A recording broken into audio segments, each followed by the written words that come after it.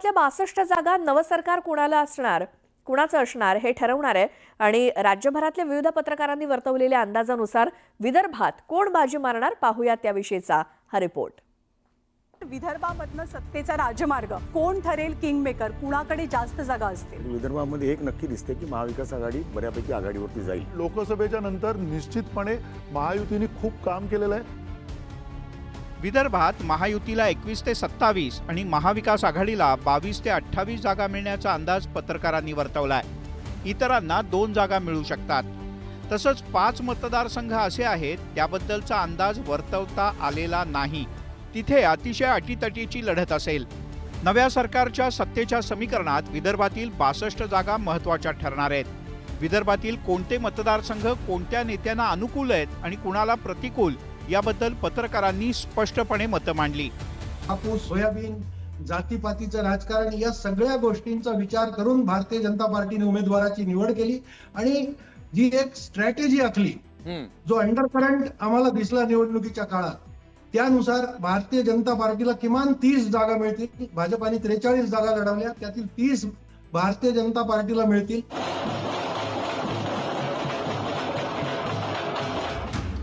जून महिन्यात लोकसभा निवडणुकीचा निकाल लागला। त्यावेळी काँग्रेसनं सर्वाधिक 5 जागा जिंकल्या। परिणामी विधानसभा निवडणुकीत काँग्रेसचा आत्मविश्वास वाढला होता। दुसरीकडे मागच्या 5 दशकांपासून विदर्भात भाजप मजबूत स्थितीत पोहोचला। परिणामी काँग्रेस आणि भाजपमध्येच विदर्भातली थेट लढाई होताना दिसते। विदर्भात एकूण 62 मतदारसंघांपैकी तब्बल 36 मतदारसंघात काँग्रेस आणि भाजपात थेट लढत झाली। विदर्भात महायुती आणि महाविकास आघाडीच्या नेत्यांनी जोरदार सभा घेतल्या। या सगळ्या सभा विदर्भातल्या अनुभवी पत्रकारांनी कव्हर केल्या। वेगवेगळ्या बातम्यांच्या माध्यमातून पत्रकारांनी सामान्य नागरिक आणि मतदारांच्या सोबत अनेकदा संवाद साधला। परिणामी विदर्भात कोणते मुद्दे प्रभावी ठरणार हे आता स्पष्ट झालंय। यातून पत्रकारांनी वारं कोणत्या दिशेनं वाहतंय याचा अंदाज वर्तवलाय। महाविकास आघाडीच्या बाजूने विदर्भातला मतदार पूर्णपणे झुकलेला दिसला। यावेळी तो ट्रेंड कायम आहे, परंतु जो लोकसभेला अपेक्षित होता त्या तुलनेत यावेळेला थोडासा खाली आलाय ग्राफ मतदारांचा। युतीची परफॉर्मन्स, युतीचा जो आहे महायुतीचा, तो थोडा सुधारला आहे। साधारणतः 62 जागा ज्या विदर्भामध्ये आहेत विधानसभेच्या, त्यापैकी आता असं दिसतंय की किमान महायुतीला एक 25 ते 28 जागा मिळतील।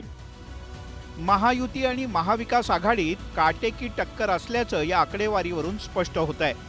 विदर्भातून राज्याचे उपमुख्यमंत्री देवेंद्र फडणवीस, भाजपचे प्रदेशाध्यक्ष चंद्रशेखर बावनकुळे, काँग्रेसचे प्रदेशाध्यक्ष नाना पटोले, विरोधी पक्षनेते विजय वडेट्टीवार, वनमंत्री सुधीर मुनगंटीवार एवढंच नाही तर अन्न आणि औषध प्रशासन मंत्री धर्मराव बाबा आत्राम, माजी मंत्री डॉक्टर राजेंद्र शिंगणे आणि प्रहारचे बच्चू कडू यांच्यासह अनेक बडे नेते मैदानात आहेत।